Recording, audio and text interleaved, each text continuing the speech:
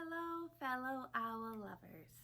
Welcome to another episode of Confessions of an Owl Addict with yours truly.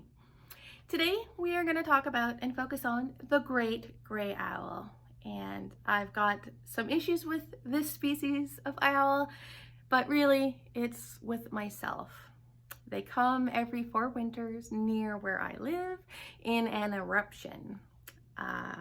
It is very difficult to find them. These owls are by far the largest in North America, and they're not afraid of people. So you can literally get 5-10 feet in front of these guys, a wild owl, and it just sits there staring at you, slow blinking, like you're no big deal. Whew. So like as a owl lover and photographer, it's a good time. Back in 2016, 17, I seen a picture circulating of a great gray owl with orange around its eyes. And I thought to myself, I'm gonna call that great gray owl eyeshadow because it looked like she was wearing eyeshadow. But then I thought to myself, why on earth would someone Photoshop a great gray owl? They're naturally magnificent. You should never Photoshop an owl. Oh, blasphemy. So, in my health with late-stage Lyme disease, I found out where there was 5 of these guys. And I had my friend drive me, and I did not know you had to walk a 10-kilometer loop. I hadn't been able to walk more than a kilometer because I was in and out of wheelchairs for years. But the determination and the passions and the perseverance and the stupidity made me do it. I don't even know how it's humanly possible, but I did it.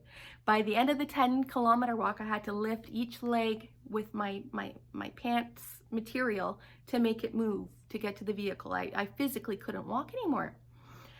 On the way home, I got a text from someone that they knew where eyeshadow was, and I'm like, what? Let's go!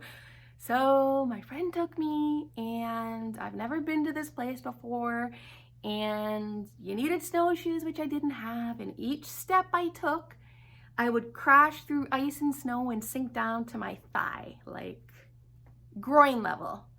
And in order to get out of that hole I just made, I had to use my tripod to hoist myself up and do it again, but then that leg would crash through. And I did that for a good 30 minutes to try to get to this owl. And even though it was so far away, it was the best shot I've ever got. For the next 6 months, I legit couldn't walk. I had to use a walker. And I was swollen from the waist down from the 10K walk and then the moronacy of having to crash through snow and ice for 30 minutes. My body from the waist down to my toes was double the size swollen. Even cutting an extra large men's sock off the top, I couldn't even wear a sock or a shoe or anything. All for the freaking great gray owl. It's these guys.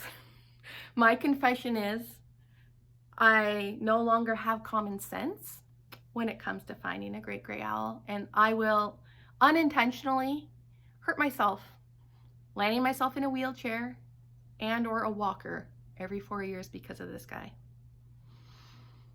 This winter, they're coming back. Please say a prayer for me.